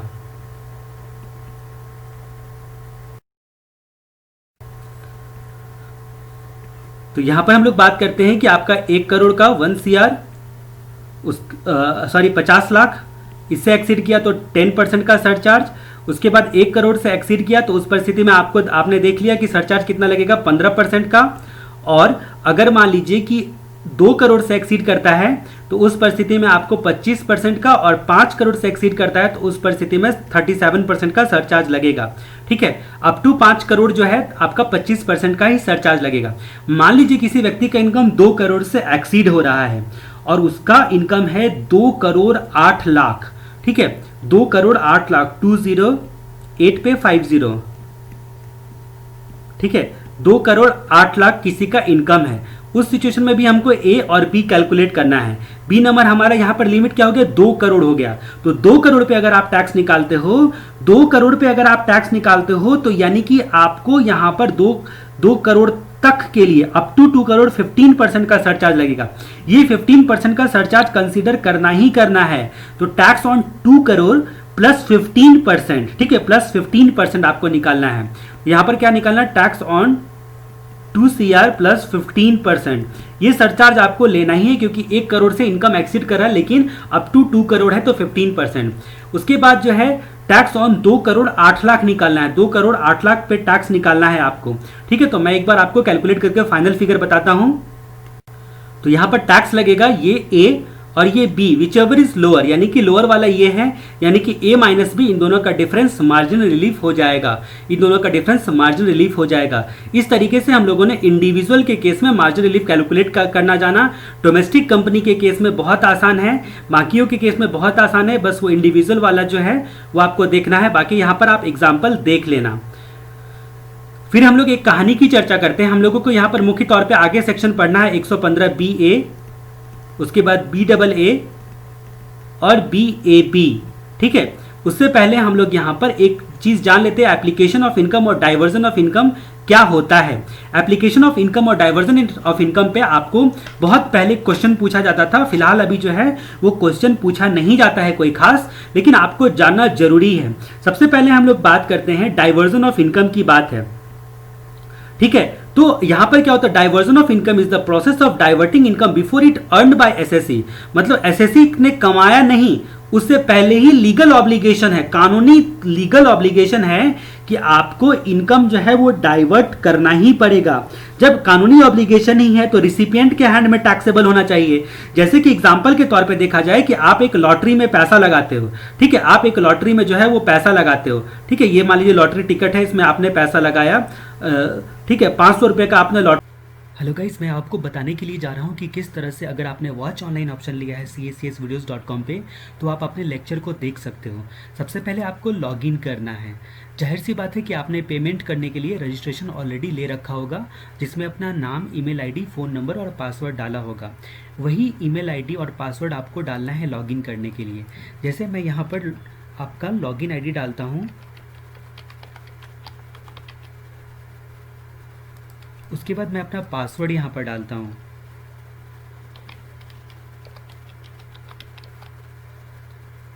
अब यहाँ पर मैं लॉगिन कर लूँगा। ये सक्सेसफुली लॉगिन हो गया। अब यहाँ पर मैं यहाँ पर जाऊँगा वेलकम। यहाँ पर आपका नाम लिखा रहेगा, जो भी आपका नाम है। इस वेलकम पे आप क्लिक करोगे। जब आप वेलकम पे क्लिक करते हो तो ये आपकी प्रोफाइल आ गई। अब इस प्रोफाइल में आप जाओगे वीडियो लिस्ट पे। वीडियो लिस्ट पे जैसे ही जाते हो आपको यहाँ पर ऑप्शन मिला है रेड कलर से वॉच ऑनलाइन का। वॉच ऑनलाइन को आप यहाँ पर क्लिक करोगे। अब यहाँ पर आप नीचे आओगे। जो भी लेक्चर्स हैं चैप्टर वाइज आपको यहाँ पर दिखने लगेंगे। जैसे जैसे आप इसको प्ले करोगे अकॉर्डिंगली आप इसको यहाँ पर प्ले कर सकते हो, और प्ले करने के बाद ये बड़ा करने का ऑप्शन आएगा, स्क्रीन को बड़ा कर सकते हो आप, और इस तरह से सारे वीडियोस जो हैं आपको एक्सेस हो जाएंगे और आप अपने लेक्चर्स को 1 बाय 1 देख सकते हो। लॉटरी खरीदा, आपको पता है 10 लाख रुपए इसमें आप जीत गए, मान लीजिए 10 लाख रुपए जीत के आपको पता है इसमें से 30% आपको देना पड़ गया। किसको देना पड़ गया? लॉटरी जो मैनेजमेंट करता है उन लोगों को। आपका ऑब्लिगेशन है। लॉटरी की जो शर्तें लिखी गई थी उसी में लिखा गया था कि जो भी आप जीतोगे उस पर कंडीशन ये है कि 30% जो है आपको जो लोग मैनेज करते हैं एजेंट लोग उनको देना पड़ेगा। यानी कि इस 30% जो इसमें से 30% का जो फिगर होगा उस पर कौन टैक्स देगा? लॉटरी एजेंट लोग देगा। आप केवल 70% पर टैक्स दोगे, ठीक है। आप केवल 7 लाख पर टैक्स दोगे, 3 लाख लॉटरी एजेंट का इनकम मानकर टैक्सेबल हो जाएगा। इसको बोलते हैं डाइवर्जन ऑफ इनकम, क्योंकि वो लीगल ऑब्लिगेशन था पहले से ही। Diversion of income is the process of diverting income before it earned by SSC. Such amount shall exclude from the total income of SSC as the income is diverted to someone else. आपने जीता है लेकिन आपकी income से exclude होगा क्योंकि वो किसी और को डाइवर्ट हो रहा है। Before being earned by SSC, SSC के अर्न करने से पहले ही जो है वो तय था कि उतना पैसा उसको जाने वाला है विजेता का अमाउंट में से 30%। In case of diversion of income, ठीक है, there is an overriding title of any other person of such income. मतलब कानूनी तौर पे जो है लॉ कहता है, उनका कॉन्ट्रैक्ट कहता है कि ओवरराइडिंग टाइटल है किसी अदर पर्सन का उस इनकम पे, किसी का और का भी अधिकार है। So income before being earned by SSC reaches such person and hence not chargeable to tax in hand of SSC. ठीक है, एसएससी के हैंड में टैक्सेबल, यानी कि आपने अगर लॉटरी जीता तो आपके हैंड में टैक्सेबल ना होकर किसके हैंड में टैक्सेबल होगा? तो वो टैक्सेबल होगा रिसिपिएंट के हैंड में। इसको बोलते हैं डाइवर्जन ऑफ इनकम। अभी मान लीजिए कि आप बहुत बड़े वकील हो और आप केस लड़ने के लिए जा रहे हो, ठीक है, आप सुप्रीम कोर्ट में मान लीजिए केस लड़ने के लिए जा रहे हो, लेकिन आपने बोला कि जो भी मैं केस से पैसा जीतूंगा, ठीक है, वो पैसा जो है गरीब बच्चों को दे दो, किसी स्कूल को दे दो, ठीक है। वो आपने क्या किया? कोई लीगल ऑब्लिगेशन नहीं है, आपने उसको अप्लाई कर दिया, तो वो एप्लीकेशन ऑफ इनकम होगा। और आपने मान लीजिए 10 लाख रुपया आपने फीस जीता है तो आप ही के हैंड में टैक्सेबल होगा। भले उस 10 लाख को आप कमाने से पहले ही ये बोल दो कि भैया इसको दान देना है मुझे, उससे कोई फर्क नहीं पड़ता है, क्योंकि कोई ओवरराइडिंग द टाइटल, कोई लीगल ऑब्लिगेशन, कोई कॉन्ट्रैक्ट वगैरह इस तरह का नहीं है कि कोई ओवरराइडिंग द टाइटल का लीगल ऑब्लिगेशन नहीं है, ठीक है।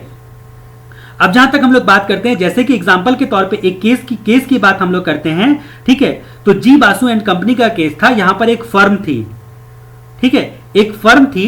अब ये फर्म का जो पार्टनर लोग हैं, ठीक है, उनमें से जो उन लोगों का वर्किंग जो उनका शेयर बनता है, उनका पैसा बनता है, ठीक है, उन्होंने जिस पीरियड में काम किया था, कोई प्रैक्टिस वगैरह किया था, ठीक है, वो रिटायरमेंट के टाइम पर उनको मिल रहा है। वो पैसा किसका है?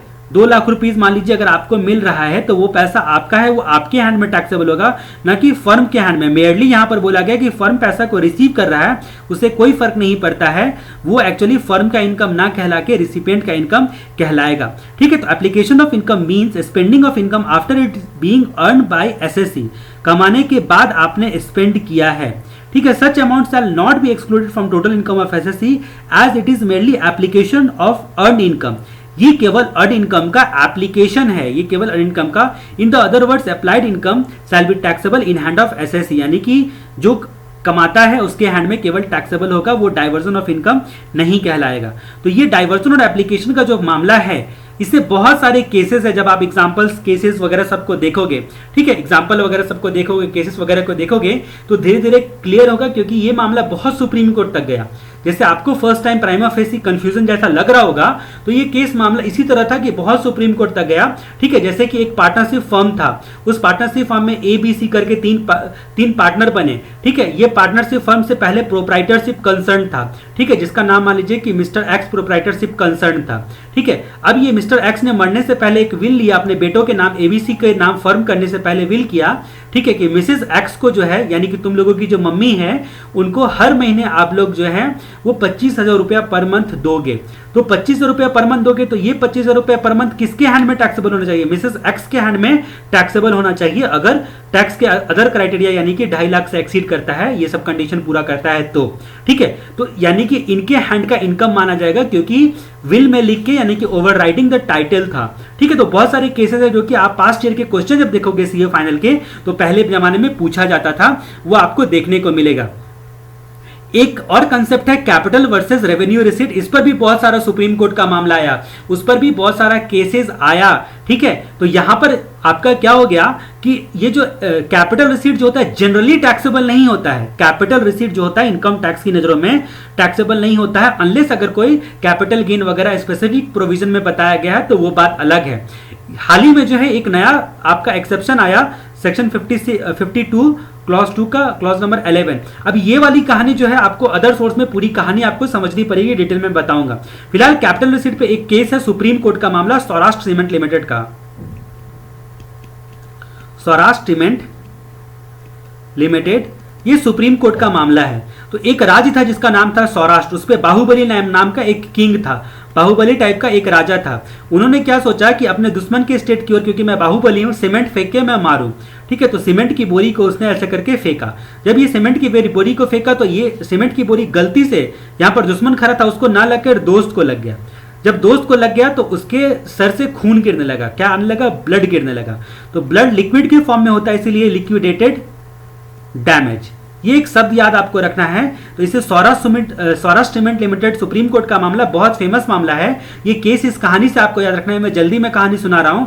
केस लॉज की वीडियो यूट्यूब पे दी गई है हमारी, जिसपे आप डिटेल में सारी केसेस को देख सकते हो। केसेस को मैंने कहानी सुना के ऐसे ही याद करवाया। तो सौराष्ट्र सीमेंट लिमिटेड का मामला लिक्विडेटेड डैमेज। तो अगर मशीन आपको सप्लायर ने टाइम पर सप्लाई करके नहीं दिया, आप यहां पर फैक्ट्री चला रहे हो, ठीक है, आप फैक्ट्री में आपके मशीन ही नहीं आया, जब मशीन ही नहीं आया तो सप्लायर ने आपको बदले में 30 लाख रुपया कंपनसेशन दिया। 30 लाख रुपया कंपनसेशन दिया कि भाई साहब हमने आपको मशीन लेट से सप्लाई किया है, इसकी वजह से हम आपको 30 लाख रुपया कंपनसेशन देते हैं। कंपनसेशन जब आपको मिला तो ये 30 लाख रुपए पे टैक्स लगेगा कि नहीं लगेगा, ये सौराष्ट्र सीमेंट लिमिटेड का मामला था। उसी को लिक्विडेटेड डैमेज बोलते हैं। मशीन टाइम पर सप्लाई नहीं किया, इसकी वजह से जो आपको डैमेज का कंपनसेशन मिला उसको कंपनसेशन यानी कि लिक्विडेटेड डैमेज बोलते हैं। ये लिक्विडेटेड डैमेज आपको क्यों मिला? कैपिटल रिसीट के कैपिटल एसेट्स आप खरीद रहे थे, आपने जो है मशीन खरीदा था जो कि जो अपने आप में कैपिटल एसेट्स था, उसकी वजह से आपको मिला। यानी कि ये आपके हैंड में टैक्सेबल नहीं होगा, क्योंकि ये ऐसे इनकम जो होते हैं कैपिटल रिसीट के वो टैक्सेबल नहीं होते हैं। तो ये कैपिटल रिसीट और रेवेन्यू रिसीट पर भी बहुत सारा मामला है, जो कि केस लॉज आप जब पढ़ोगे तो आपको देखने को मिलेगा। या पहले जमाने में जब आपका पहले मतलब क्या 2015 से पहले जो क्वेश्चंस पूछे जाते थे, ठीक है, उनमें आपको मिलेगा। अभी रेयरली पूछा जाता है। तो यहां पर बोला गया है रिसीट इज टैक्सेबल, अगर डिपेंड करता है कौन सा नेचर है। अगर रिसीट कैपिटल नेचर का होता है तो जनरली नॉट टैक्सेबल होता है, जनरली नॉट टैक्सेबल होता है। यानी कि लॉ अगर स्पेशली कहता है टैक्सेबल करने के लिए तो ही होगा, अदरवाइज नहीं होता है। बेसिक जो है आपका क्या बोलते हैं, बेसिक कंसेप्ट है ये इनकम टैक्स का कि केवल रेवेन्यू रिसीट ही टैक्सेबल होगा। अब हम आते हैं हमारे मुख्य मुद्दे की तरफ। हमारे जो 3 सेक्शन हैं महात्मा गांधी के 3 सेक्शन, यहां पर हमारे महात्मा गांधी के 3 सेक्शन 115 BA, दूसरा 115 BAA और तीसरा BAB, ये 3 सेक्शन के बारे में हम लोग जानते हैं। हम लोग एक बार इसका कंपैरेटिव एनालिसिस करते हैं, उसके बाद जो है हम लोग इसको डिटेल में पढ़ेंगे तो मजा आएगा। ठीक है, हम लोग बात करते हैं। सबसे पहले मैंने आपको तभी बता दिया था कि किसको एप्लीकेबल होता है, ये डोमेस्टिक कंपनी के लिए है, डोमेस्टिक कंपनी के। और तीनों की खासियत है कि ये मैन्युफैक्चरिंग कंपनी है, यानी कि आर्टिकल या थिंग को प्रोड्यूस या मैन्युफैक्चर करती है। इसमें मैंने आपको 3 प्रकार के रेट बताए थे, 3 प्रकार के रेट बताए थे। पहला रेट बताया था 25% वाला, 25% वाले के बाद दूसरा रेट बताया था 22% वाला, और तीसरा रेट बताया था 15% वाला। ये 15% वाले के रेट बताते वक्त में मैंने आपको बोला था यहां पर न्यू शब्द लगा हुआ है। न्यू शब्द लगा हुआ है कहने का मतलब यहां पर क्या हुआ, न्यू शब्द लगा हुआ है कहने का मतलब यहां पर हो गया न्यू मैन्युफैक्चरिंग कंपनी ये होनी चाहिए। ये जो आपका ये सेक्शन जो है वो कौन सा है, 115 BAA, और ये वाला कौन सा सेक्शन है, 115 BAB। ठीक है, BAA और BAB। अब यहां तक हम लोग BAA की जहां तक हम लोग बात करते हैं तो यहां पर ये न्यू मैन्युफैक्चरिंग कंपनी के केस में यहां पर टैक्स लगता है 15% प्लस फ्लैट 10% का सरचार्ज है। ठीक है, 10% का फ्लैट सरचार्ज है plus 4% health and education cess. यहां पर बात करते हैं 22%, इनके केस में भी 10% का सरचार्ज फ्लैट है। आपका कोई भी इनकम हो आपको यहां पर देखना भी नहीं है कितना इनकम है, 10% सरचार्ज देना ही पड़ेगा। उसके बाद 4% का हेल्थ एंड एजुकेशन सेस। अब जहां तक हम लोग बात करते हैं बेसिक की बात, तो 25% का यहां पर आपका जो टैक्स रेट है। उसके अलावा यहां पर देखा कि 1 करोड़ और आपका मामला आया 10 करोड़। ठीक है, सरचार्ज कब लगेगा, 1 करोड़ से ऊपर है तो 7% का, ठीक है, और 10 करोड़ से ऊपर है तो 12% का सरचार्ज लगेगा, जो कि डोमेस्टिक कंपनी को लगता है, जो कि कुछ डोमेस्टिक कंपनी को लगता है। अब यहां पर बात करते हैं कि इनका जो फॉर्मेशन है 115, ये वाला सेक्शन है 115 बी ए। ठीक है, 115 बी ए। आपको मेरी बातों को ध्यान से देखना है कि मैं यहां पर क्या लिख रहा हूं। ठीक है, मैं कोशिश करता हूं ये ब्लैंक स्पेस पे लिखने की।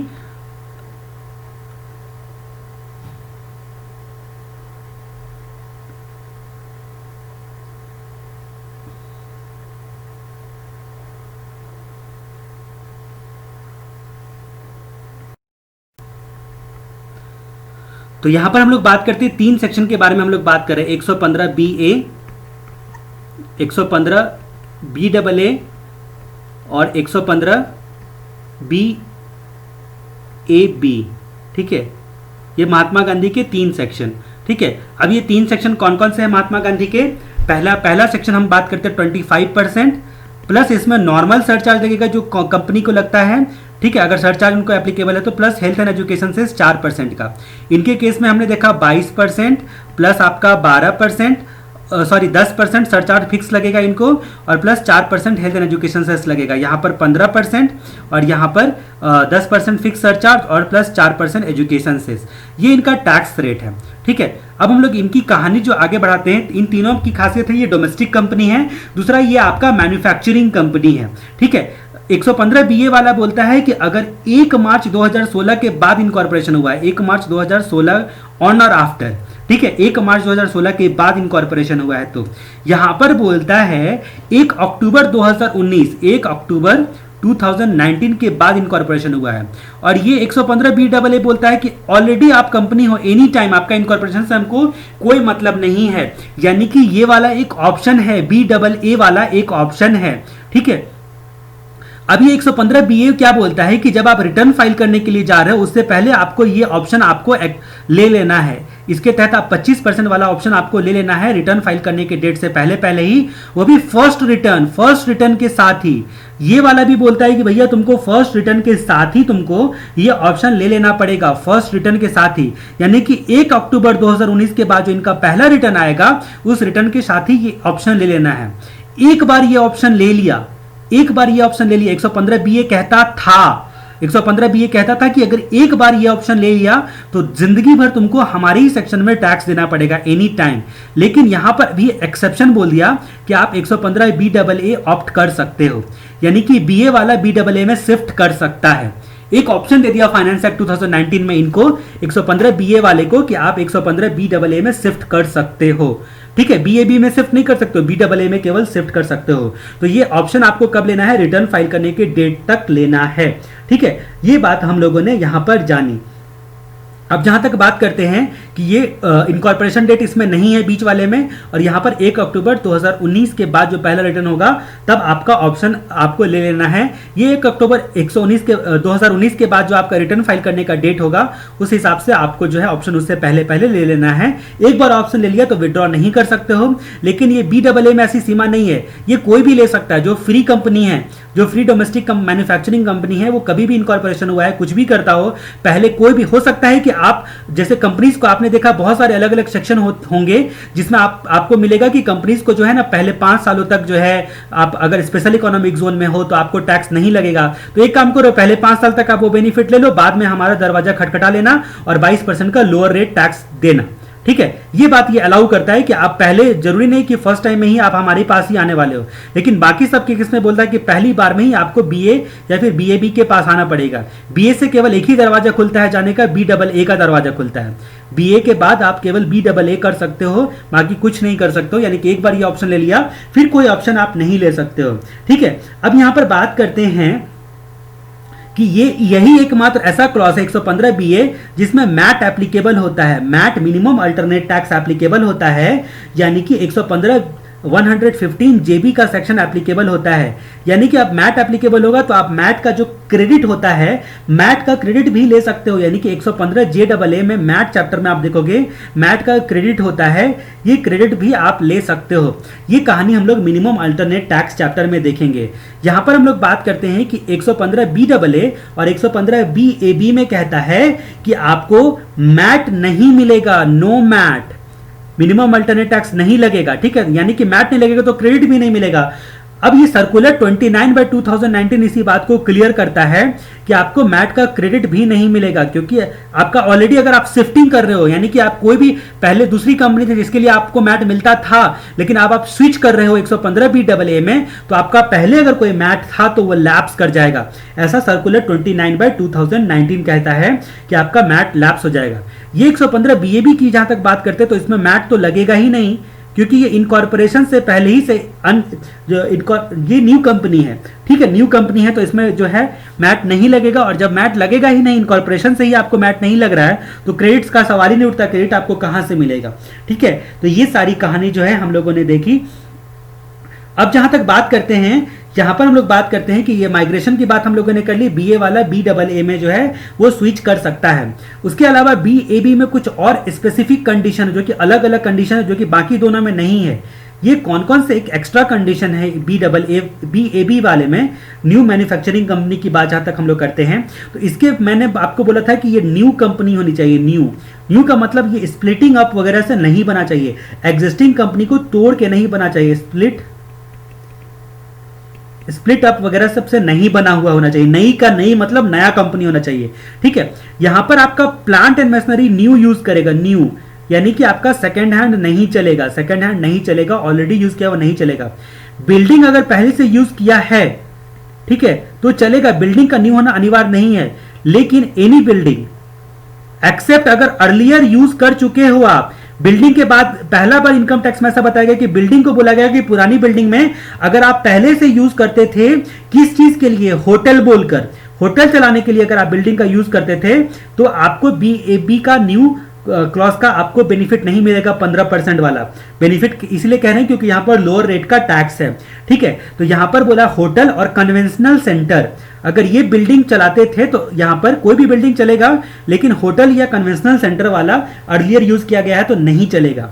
उसके अलावा इन तीनों सेक्शन में बताया गया है कि कुछ स्पेसिफिक डिडक्शन जो है वो आपको नहीं लेना है। कुछ स्पेसिफिक डिडक्शन का लिस्ट हम लोग देखेंगे कि अभी तुरंत देखेंगे, नहीं लेना है, उसकी कहानी देखेंगे। बाकी हम लोग एक एक सेक्शन को अलग अलग करके पढ़ते हैं तो आपको अब क्लियर होगा सारी चीजें।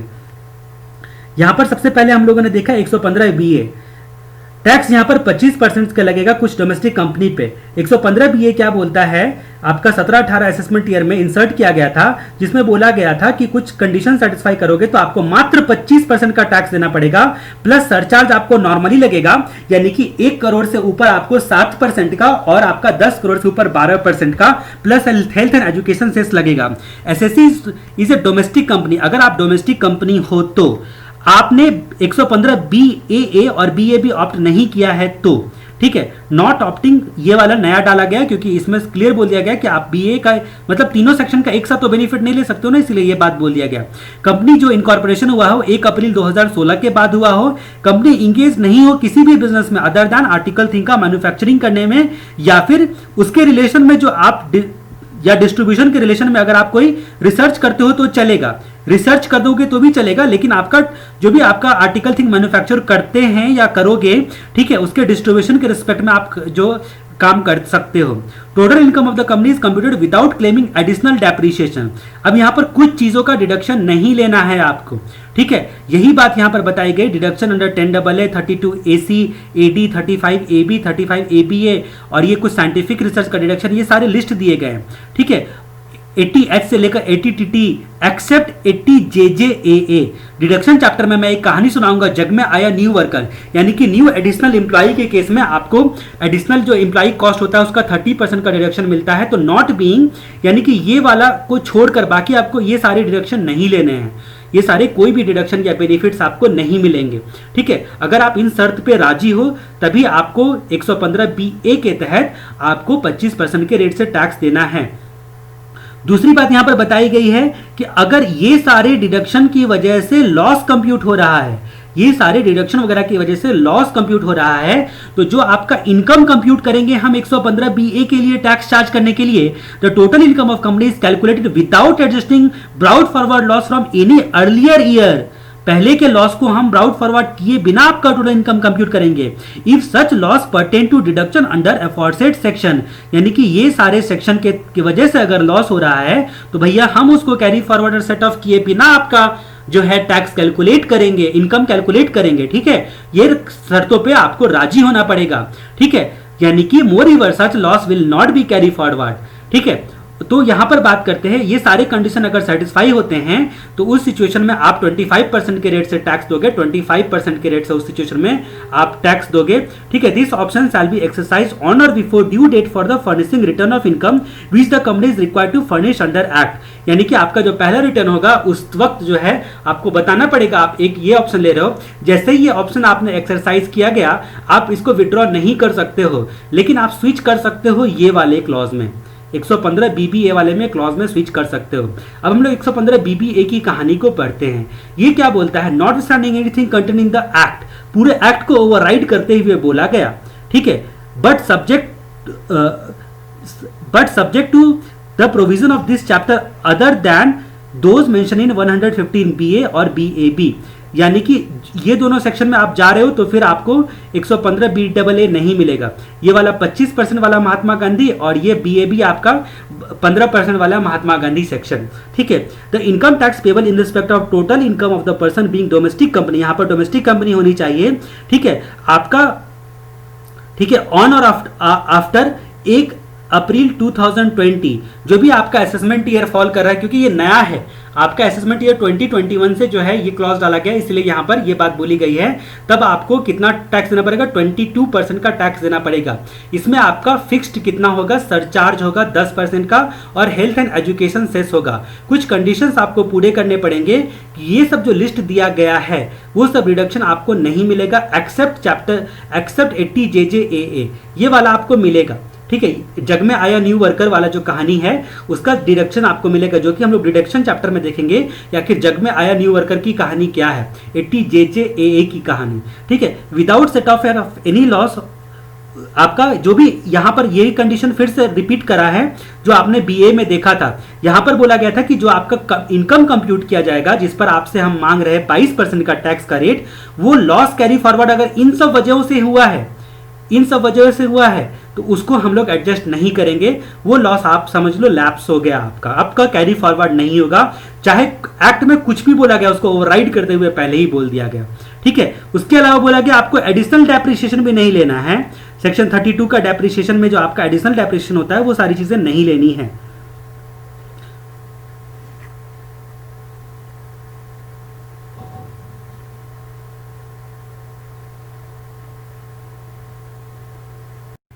हेलो गाइस, मैं आपको बताने के लिए जा रहा हूँ कि किस तरह से अगर आपने वॉच ऑनलाइन ऑप्शन लिया है CACSvideos.com पे तो आप अपने लेक्चर को देख सकते हो। सबसे पहले आपको लॉगिन करना है। जाहिर सी बात है कि आपने पेमेंट करने के लिए रजिस्ट्रेशन ऑलरेडी ले रखा होगा, जिसमें अपना नाम, ईमेल आईडी, फ़ोन नंबर और पासवर्ड डाला होगा। वही ईमेल आईडी और पासवर्ड आपको डालना है लॉगिन करने के लिए। जैसे मैं यहाँ पर आपका लॉगिन आईडी डालता हूँ, उसके बाद मैं अपना पासवर्ड यहाँ पर डालता हूँ।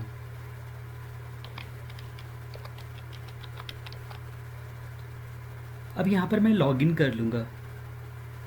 ये सक्सेसफुली लॉगिन हो गया। अब यहाँ पर मैं यहाँ पर जाऊँगा वेलकम, यहाँ पर आपका नाम लिखा रहेगा, जो भी आपका नाम है इस वेलकम पे आप क्लिक करोगे। जब आप वेलकम पे क्लिक करते हो तो ये आपकी प्रोफाइल आ गई। अब इस प्रोफाइल में आप जाओगे वीडियो लिस्ट पे। वीडियो लिस्ट पे जैसे ही जाते हो आपको यहाँ पर ऑप्शन मिला है रेड कलर से वॉच ऑनलाइन का। वॉच ऑनलाइन को आप यहाँ पर क्लिक करोगे। अब यहाँ पर आप नीचे आओगे, जो भी लेक्चर्स हैं चैप्टर वाइज आपको यहाँ पर दिखने लगेंगे। जैसे जैसे आप इसको प्ले करोगे अकॉर्डिंगली आप इसको यहाँ पर प्ले कर सकते हो, और प्ले करने के बाद ये बड़ा करने का ऑप्शन आएगा। स्क्रीन को बड़ा कर सकते हो आप, और इस तरह से सारे वीडियोस जो हैं आपको एक्सेस हो जाएंगे और आप अपने लेक्चर्स को 1 बाय 1 देख सकते हो।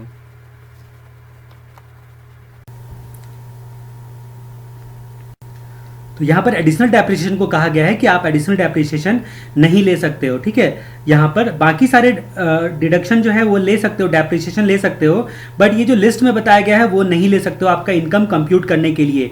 तो ये बात यहाँ पर बताई गई है। अगर गौर करने वाली बात यहाँ पर है ये है कि पहले पॉइंट में लिखा गया है विदाउट एनी डिडक्शन, ये जो स्पेसिफाइड सेक्शन के तहत बताया गया है, जैसे कि आपका 10AA बताया गया है, स्पेशल इकोनॉमिक जोन वाला बताया गया है।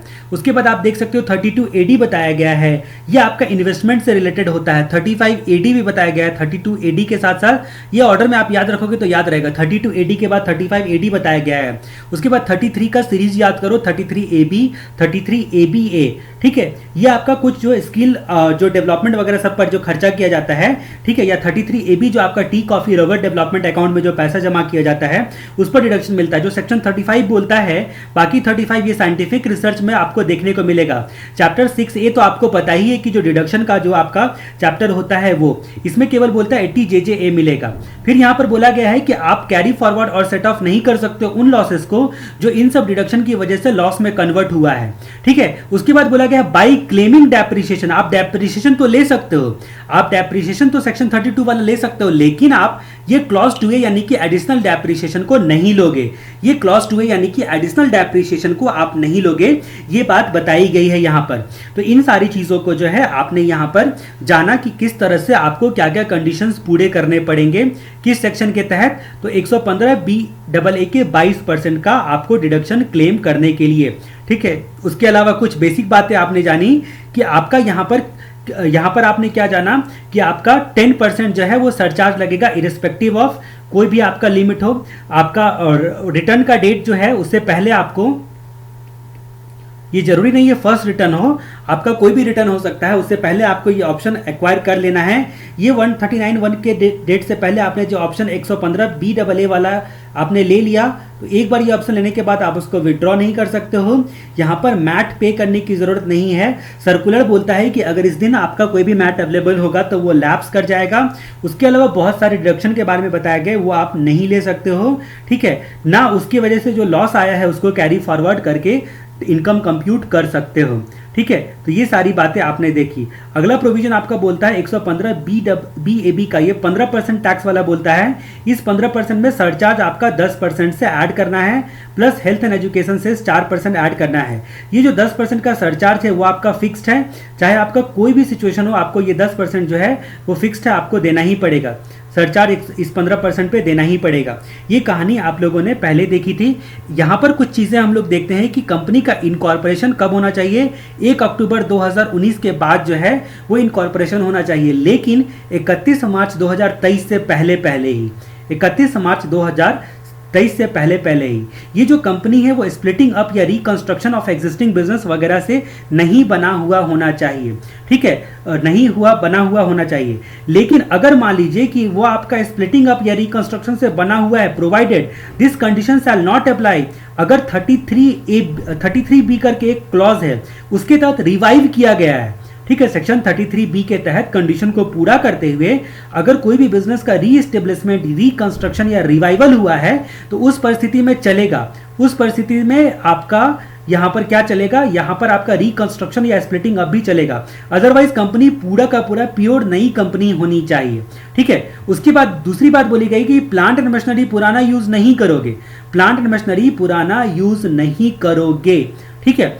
अब यहाँ पर बात करते हैं कि आपका प्लांट एंड मशीनरी जो है उसको पुराना यूज नहीं करोगे, इसमें एक्सप्लेनेशन दिया गया है, ठीक है, कि प्लांट एंड मशीनरी जो है was used outside India by any other person shall not be regarded as machinery or plant previously used for any purpose। अगर दो कंडीशन को पूरा कर देते हो तो अगर विदेश में, भारत के बाहर अगर आपने प्लांट मशीनरी का यूज किया है यानी कि आपका इंपोर्ट किया हुआ प्लांट मशीनरी है तो उसको सेकंड हैंड नहीं माना जाएगा अगर दो कंडीशन को पूरा कर देते हो, ठीक है। पहली बात कि इंडिया में कहीं भी पहले कभी यूज नहीं हुआ है, कभी भी इंस्टॉल करके यूज नहीं किया हो, इंडिया में इंस्टॉल ही नहीं किया गया है इंडिया में।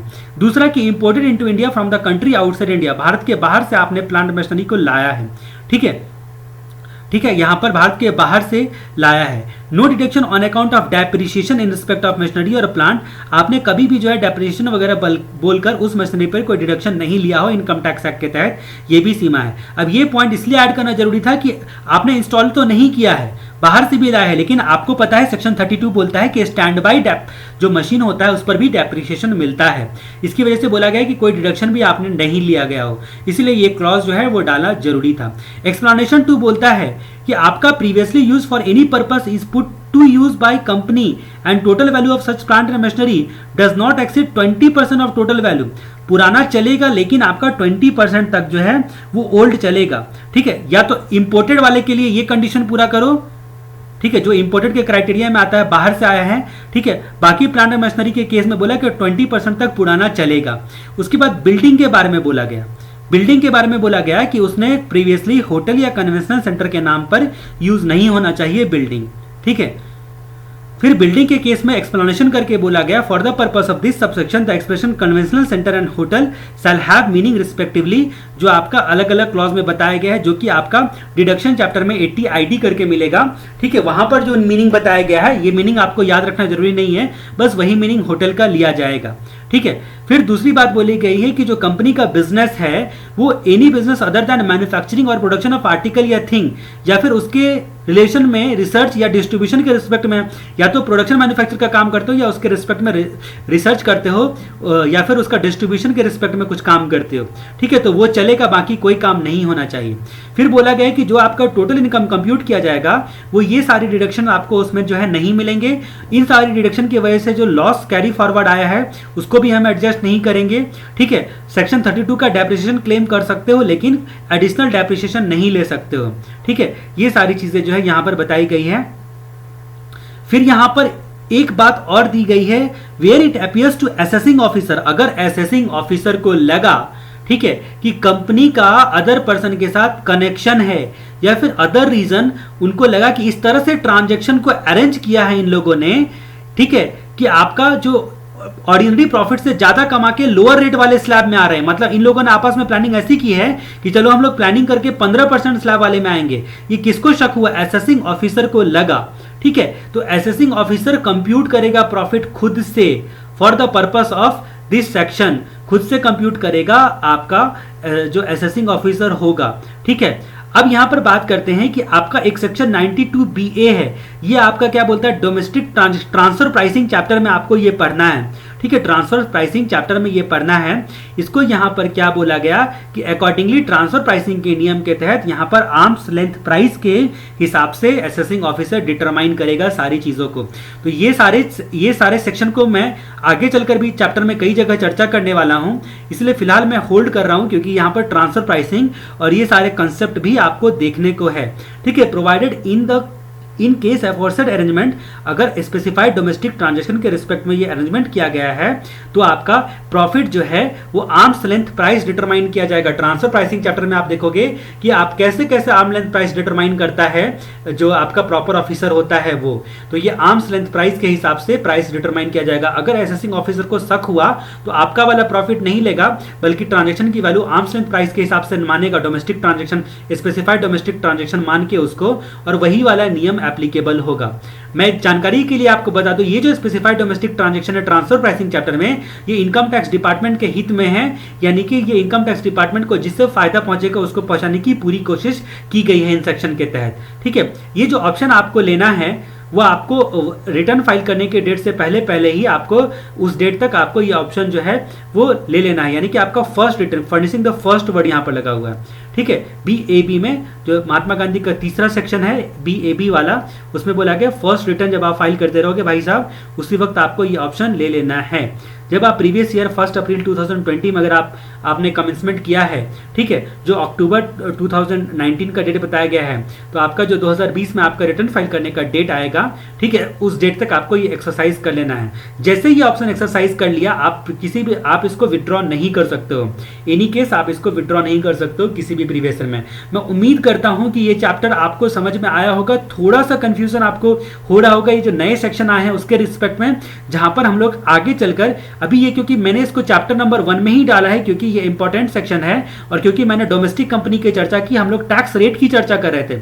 अब टैक्स रेट में हम लोगों ने अलग अलग प्रकार की कंपनी के बारे में देखा, डोमेस्टिक कंपनी, फॉरेन कंपनी। तो डोमेस्टिक कंपनी के केस में भी मेरे को जरूरी था 3 तरह का डोमेस्टिक कंपनी के बारे में बताना, ठीक है। एक आपका प्रीवियस ईयर वाला, और दूसरा आपका नॉर्मल 30% वाला, और तीसरा स्पेसिफाइड यानी कि 115 BA, BAA और BAB वाला, ठीक है। तो इसकी वजह से मैंने ये सेक्शन को एक बार चर्चा यहां पर कर दी।